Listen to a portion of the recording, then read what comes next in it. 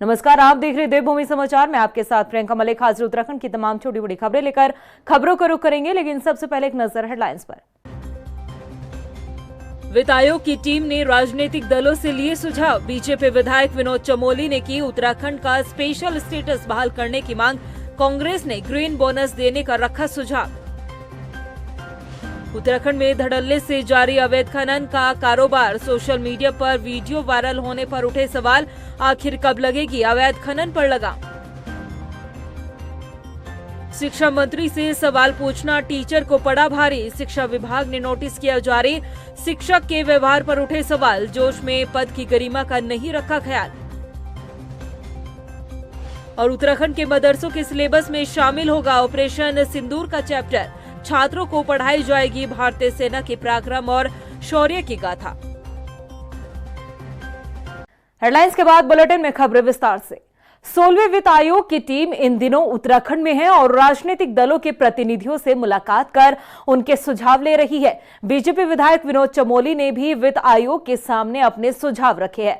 विनोद चमोली ने वित्त आयोग की टीम से उत्तराखंड का स्पेशल स्टेटस फिर से बहाल करने की मांग की है। इसके साथ ही राज्य में होने वाली चारधाम यात्रा, राज्य में आने वाली आपदा और जंगल की आग से निपटने के लिए भी विशेष आर्थिक मदद की मांग रखी है। विनोद चमोली ने वनाग्नि को आपदा मानने की भी मांग की है।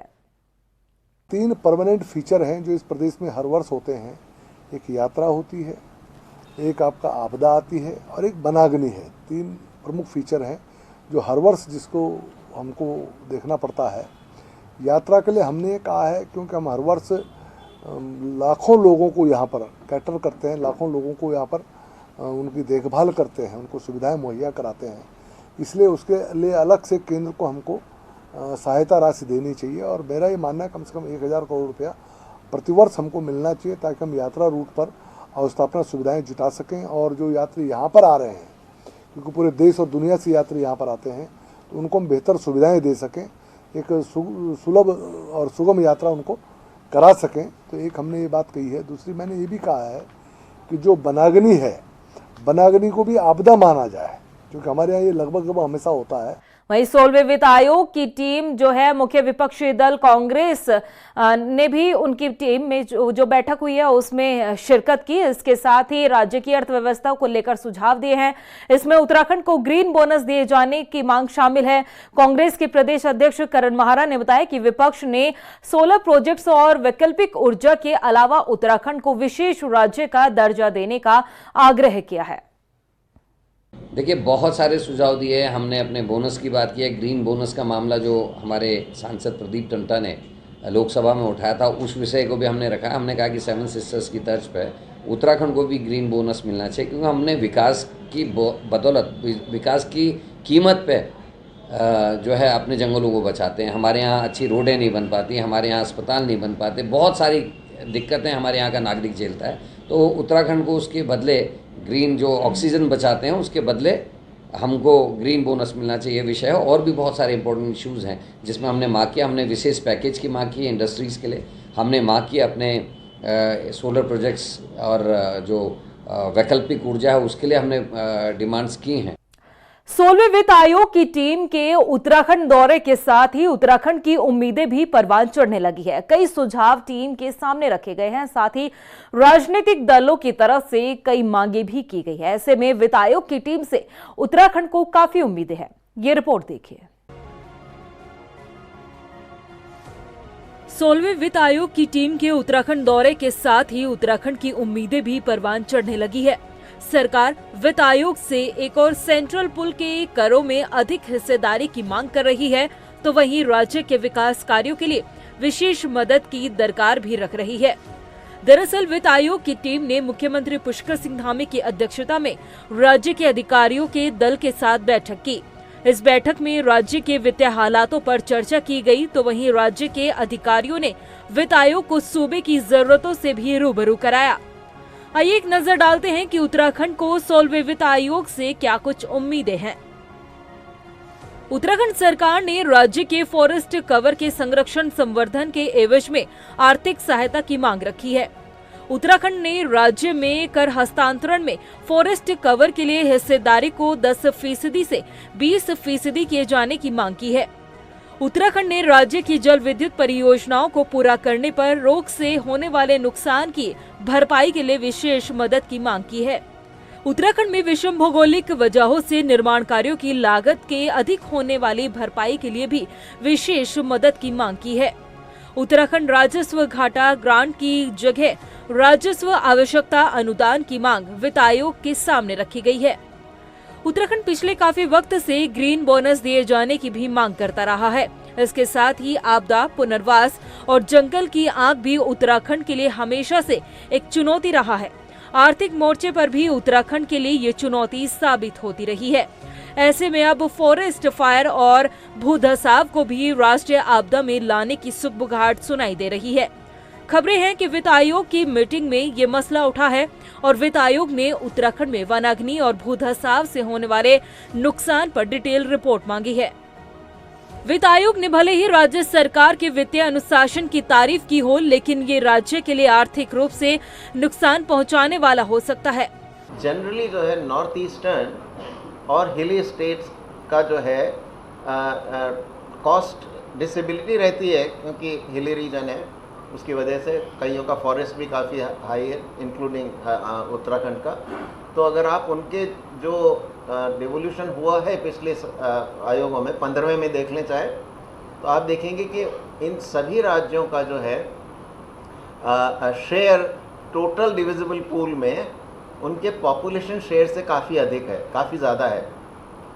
इसका अर्थ ये हुआ कि ये जो है आयोगों ने कोशिश की है कि जो कॉस्ट डिसेबिलिटी है इसको थोड़ा न्यूट्रलाइज किया जाए, क्योंकि और इसमें जिनकी कई राज्य ऐसे हैं जिनकी पर कैपिटा इनकम काफ़ी हाई है, तो उनका देखेंगे कि आप उनका जो शेयर है डिविजिबल पूल में वो उनके पॉपुलेशन शेयर से कहीं कम है। तो पर कैपिटा बेसिस पे अगर देखा जाए तो उत्तराखंड, हिमाचल प्रदेश और नॉर्थ ईस्टर्न स्टेट्स जो हैं, जो सारी नॉर्थ ईस्टर्न एंड हिली स्टेट्स का हम क्लासिफिकेशन लेते हैं, उनके शेयर्स जो हैं जनरली आप देखेंगे कि पॉपुलेशन शेयर से कहीं अधिक है।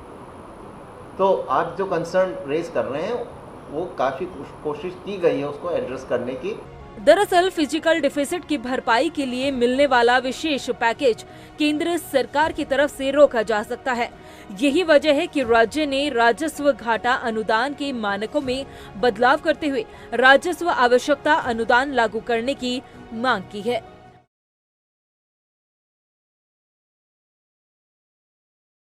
उत्तराखंड में अवैध खनन पर रोक लगाने के तमाम दावों के बाद भी अवैध खनन धड़ल्ले से जारी है।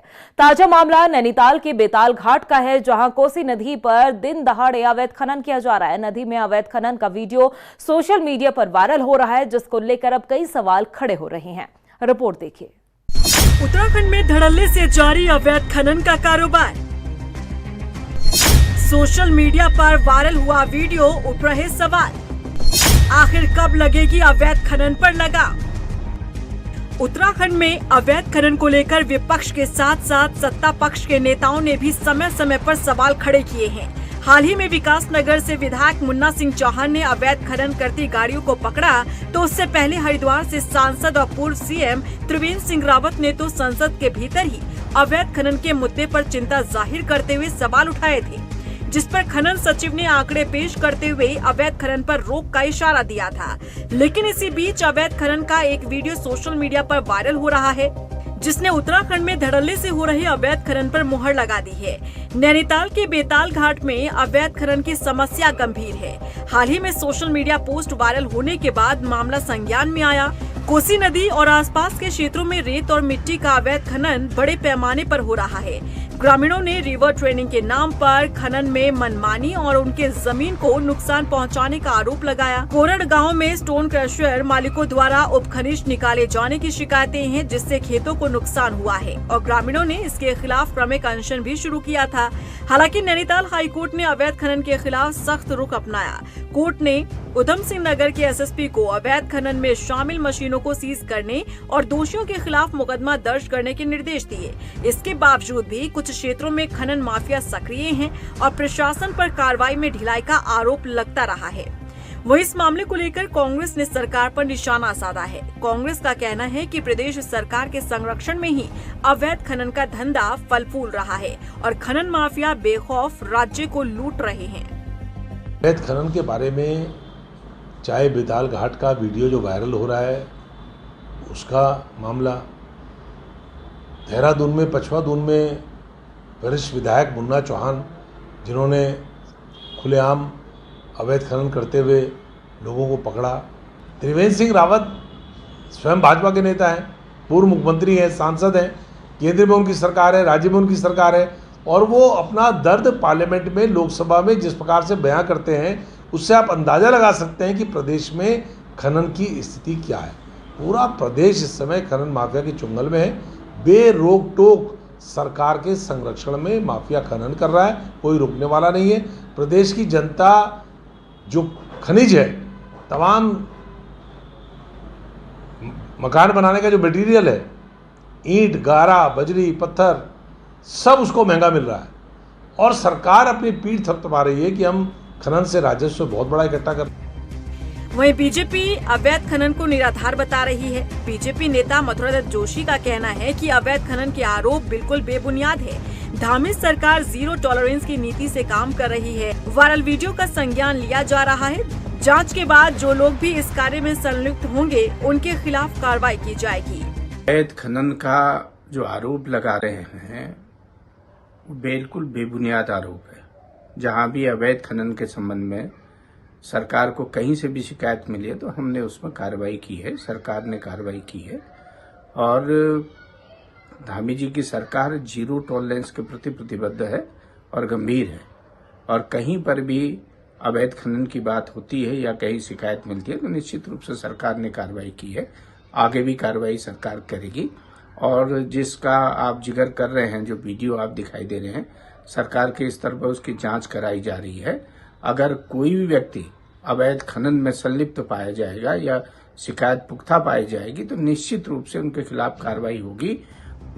उत्तराखंड में अवैध खनन न केवल पर्यावरण को नुकसान पहुंचा रहा है बल्कि नदियों के जल स्तर को भी प्रभावित कर रहा है, जिससे कृषि भूमि और स्थानीय लोगों पर बुरा असर पड़ रहा है। वहीं प्रशासन से मांग की जा रही है कि सख्त कार्रवाई और निरंतर निगरानी सुनिश्चित की जाए।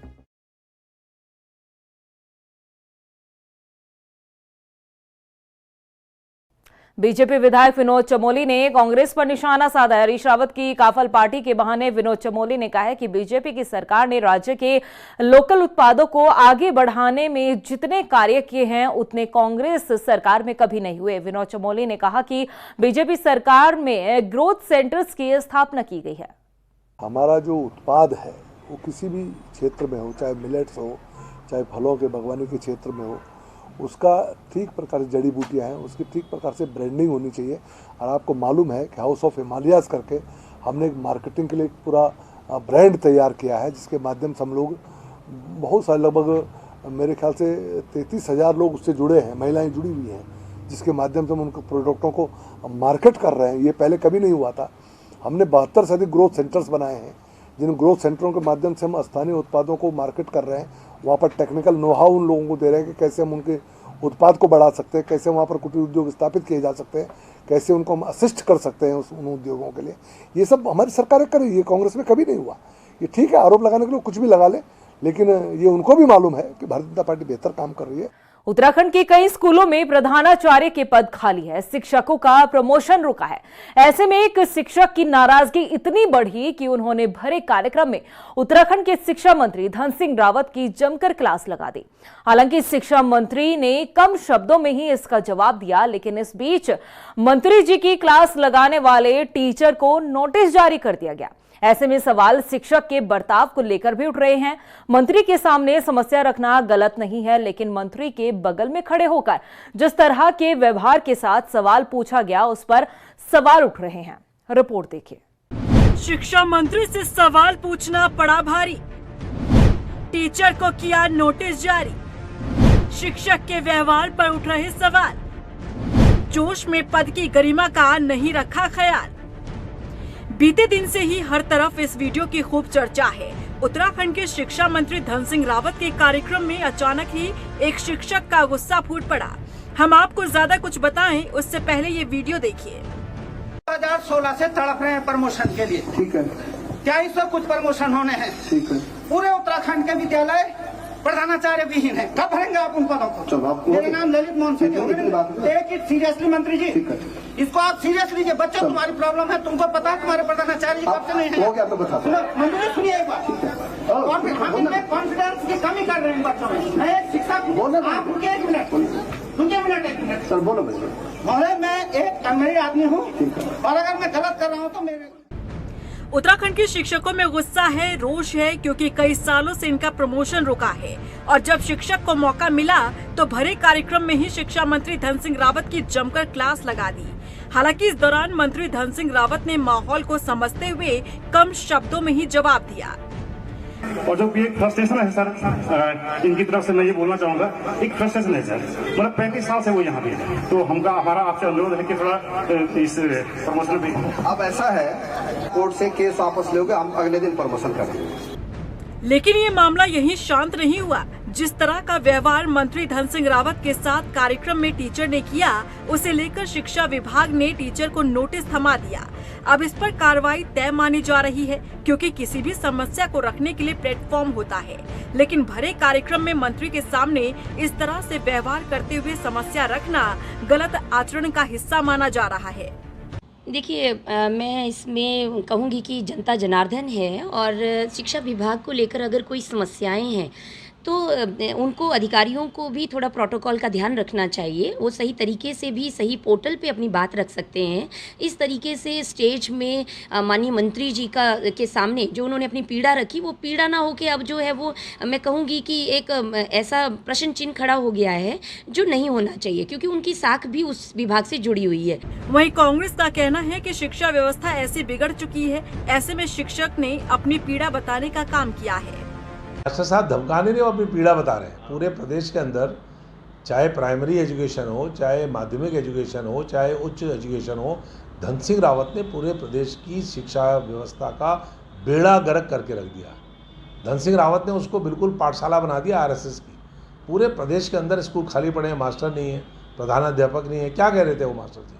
वो यही तो बता रहे थे, संख्या बता रहे थे कि पूरे राज्य में कितने विद्यालय प्रधानाचार्य विहीन है। इस बात को ही तो कह रहे थे, अपने आक्रोश को व्यक्त कर रहे थे। अब उनको सुना है, नोटिस दे दिया।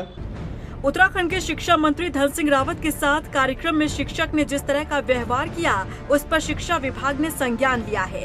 हालांकि मंच पर मंत्री जी के सामने समस्या रखना गलत नहीं है, लेकिन मंत्री के बगल में खड़े होकर जिस तरह के व्यवहार के साथ बात रखी गई, उसे सही भी नहीं ठहराया जा सकता। ये कर्मचारी व्यवहार एवं आचरण नियमावली का उल्लंघन है। समस्या अपनी जगह, लेकिन उसे रखने का तरीका और सलीका भी यहाँ गलत माना जा रहा है। और सवाल उठ रहे हैं कि जोश में पद की गरिमा और आचरण नियमावली का उल्लंघन करना आखिर कितना सही है।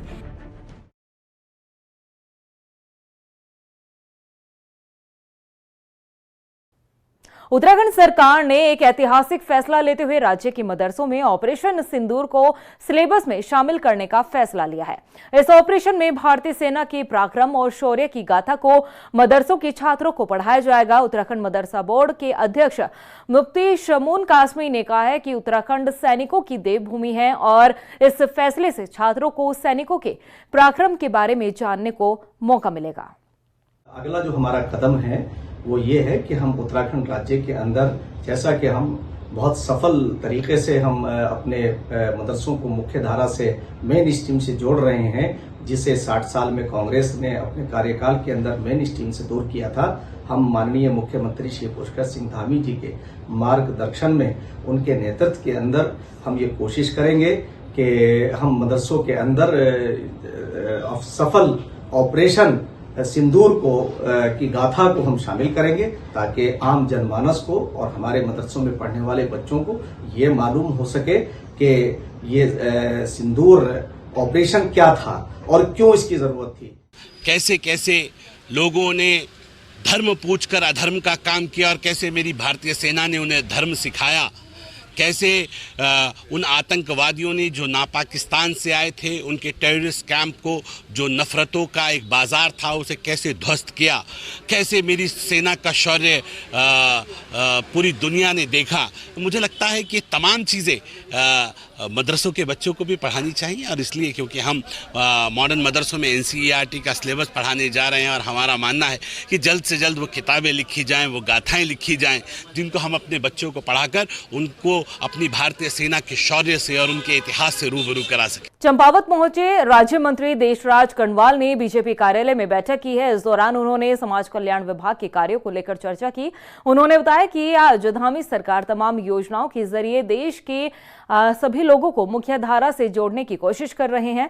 उन्होंने समान नागरिक संहिता का भी जमकर जिक्र करते हुए जमकर तारीफ की है। यशस्वी मुख्यमंत्री श्री पुष्कर सिंह धामी जी के नेतृत्व में ये प्रदेश आगे बढ़ रहा है। मोदी जी के मार्गदर्शन में मोदी जी हमेशा देवभूमि उत्तराखंड से लगाव रखते हैं, और उन्होंने कहा था कि अगला दशक उत्तराखंड का होगा। उसी परिप्रेक्ष्य में माननीय मुख्यमंत्री जी हर तरह से चहुमुखी विकास उत्तराखंड का कर रहे हैं।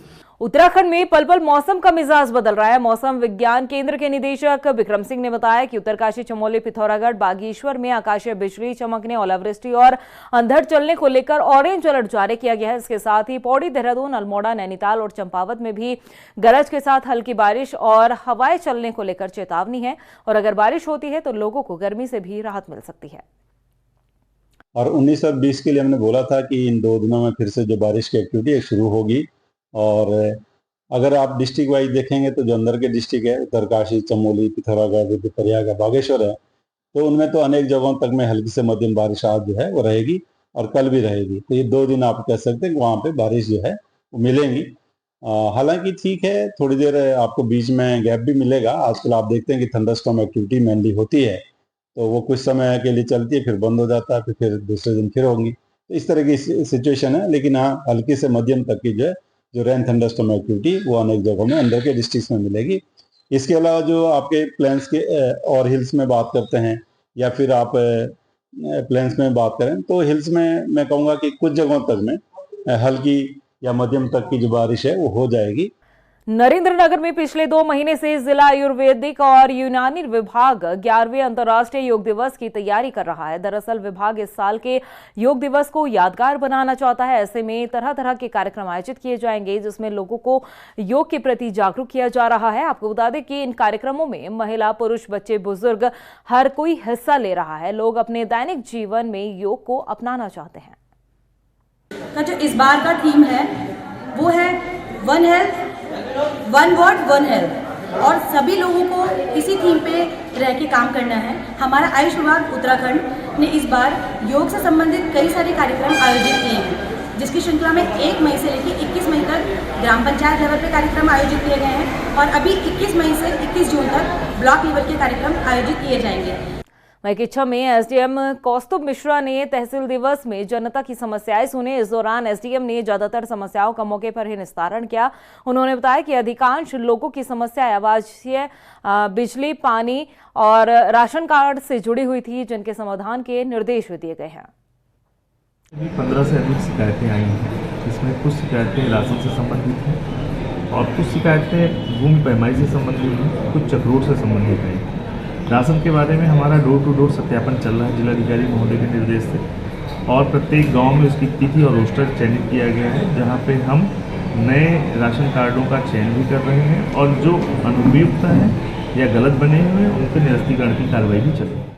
अल्मोड़ा में नशे के खिलाफ चलाए जा रहे अभियान के तहत पुलिस ने 3 अलग अलग थाना क्षेत्रों में बड़ी कार्रवाई करते हुए भारी मात्रा में चरस, गांजा और अवैध अंग्रेजी शराब बरामद की है। इस दौरान 4 तस्करों को गिरफ्तार किया गया। एसएसपी देवेंद्र पिंचा ने बताया कि आरोपियों से बरामद किए गए मादक पदार्थों की कीमत 17 लाख रुपए बताई जा रही है। हमारे अल्मोड़ा थाना पुलिस ने और एसओजी ने मिलकर एक चरस के 2 अभियुक्तों को गिरफ्तार किया, जिनके कब्जे से लगभग 2.25 केजी के आसपास चरस बरामद हुआ है। उनसे जो पूछताछ की गई, उनसे ये जानकारी मिली कि वो कपकोट क्षेत्र से ला रहे थे और बरेली की तरफ उनको बेचने के लिए ले जा रहे थे।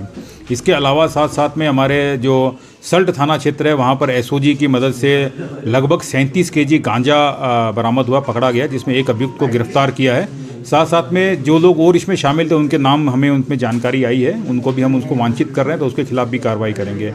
वहीं चंपावत में पुलिस ने एक तस्कर को 2 किलो चरस के साथ गिरफ्तार किया है। एसपी ने बताया कि पाटा थाना क्षेत्र में पुलिस और एसओजी टीम ने संयुक्त कार्रवाई करते हुए एक आरोपी को गिरफ्तार किया है, जबकि एक आरोपी मौका पाकर फरार हो गया। वहीं पकड़े गए आरोपी ने बताया कि बेरोजगारी में उसने ये कदम उठाया है।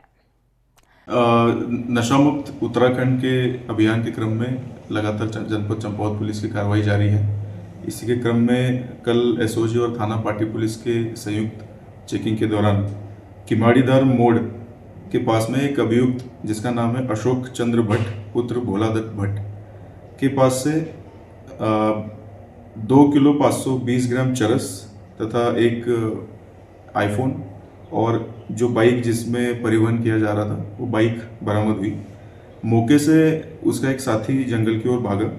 पूछताछ में उसका नाम दीपक भट्ट पुत्र पानदेव भट्ट, दोनों ही जो अभियुक्त थे ये बिरगुल थाना चंपावत के रहने वाले हैं। उधर जॉर्डन में 21 से 26 मई तक 9वीं एशियन जूजित्सु चैंपियनशिप आयोजित हो रही है और इस चैंपियनशिप में रुद्रपुर और जसपुर में रहने वाले 5 खिलाड़ी भारत का प्रतिनिधित्व कर अपना दमखम दिखाएंगे। ऐसे में क्षेत्र में काफी खुशी है। अभिभावकों के साथ ही स्थानीय लोगों में भी खिलाड़ियों का स्वागत करते हुए उनको शुभकामनाएं दी है और चैंपियनशिप के लिए रवाना किया है। उधम सिंह नगर से जुजुत्सु की टीम, जिसमें 5 खिलाड़ी, हमारी 3 बेटियां और 2 बेटे, ये जॉर्डन खेलने के लिए 9वीं एशियन चैंपियनशिप में जुजुत्सु में अपना प्रदर्शन करने के लिए जा रहे हैं और पहली बार ये 5 खिलाड़ी जा रहे हैं। मैं इनकी पूरी एसोसिएशन की तरफ से बधाई भी देता हूँ, शुभकामनाएं देता हूँ कि आप भारत के लिए मेडल लेके आएँ, देश के लिए मेडल लेके आएँ और इस देश का नाम रोशन करें। और इनके कोच ऋषिपाल भारती और सारी टीम जितने भी सहयोगी लोग हैं, पूरा सहयोग करके इन्होंने इनको बिल्कुल ऐसा कर दिया है कि ये लोग, मुझे लगता है, मेडल लेकर ही, पहले भी हमारे 2 खिलाड़ी जुजुत्सु के इस रुद्रपुर क्षेत्र के उधम सिंह नगर जिले के खिलाड़ी हमारे कमल और जय, ये हमारे एशियन चैंपियनशिप और कई चैंपियनशिप बाहर जाकर विदेशों में खेलकर मेडल लेकर आए हैं। और ऐसी मैं ऊपर वाले से कामना करता हूँ कि ये बच्चे भी हमारे लिए मेडल लेकर आए। दिनेशपुर में बाइक और स्कूटी की आमने सामने जोरदार टक्कर होने से एक बड़ा हादसा हुआ है और इस हादसे में एक व्यक्ति की मौत हो गई, जबकि एक की हालत गंभीर बताई जा रही है। यह हादसा गुल्लर भोज सड़क पर हुआ है। वहीं प्रत्यक्षदर्शियों ने ओवर स्पीड को हादसे की वजह बताया है। देखिए, अभी रात भी एक बहुत दुखद घटना हुई है। गुल्लर भोज रोड पे 2 बाइकों का आमने सामने एक्सीडेंट हुआ है और इसके लिए आज के युवाओं को जो बेहिसाब अनियंत्रित गति से वाहन चलाते हैं उसी वजह से ये हुआ है। और उनसे मेरा निवेदन है कि वो जो है घर में उसकी माँ, उसके बाप, उसके परिवार उसकी वेट कर रहा है। ये जो अतिरिक्त स्पीड में गाड़ी चला रहे हैं, अनियंत्रित गाड़ी चला रहे हैं, इससे कभी भी दुर्घटना हो सकती है। और आप अंदाज़ा लगाइए कि उन माँ बाप का जिनका रात को जिनके बच्चे के साथ दुर्घटना हुई है, उनकी क्या स्थिति होगी। प्रदेश की खबरों में इतना ही, फिर हाजिर होंगे कुछ और खास खबरों के साथ। तब तक के लिए मुझे दे इजाजत, नमस्कार। वित्त आयोग की टीम ने राजनीतिक दलों से लिए सुझाव। बीजेपी विधायक विनोद चमोली ने की उत्तराखंड का स्पेशल स्टेटस बहाल करने की मांग। कांग्रेस ने ग्रीन बोनस देने का रखा सुझाव। उत्तराखंड में धड़ल्ले से जारी अवैध खनन का कारोबार, सोशल मीडिया पर वीडियो वायरल होने पर उठे सवाल, आखिर कब लगेगी अवैध खनन पर लगाम। शिक्षा मंत्री से सवाल पूछना टीचर को पड़ा भारी, शिक्षा विभाग ने नोटिस किया जारी। शिक्षक के व्यवहार पर उठे सवाल, जोश में पद की गरिमा का नहीं रखा ख्याल। और उत्तराखंड के मदरसों के सिलेबस में शामिल होगा ऑपरेशन सिंदूर का चैप्टर, छात्रों को पढ़ाई जाएगी भारतीय सेना के पराक्रम और शौर्य की गाथा।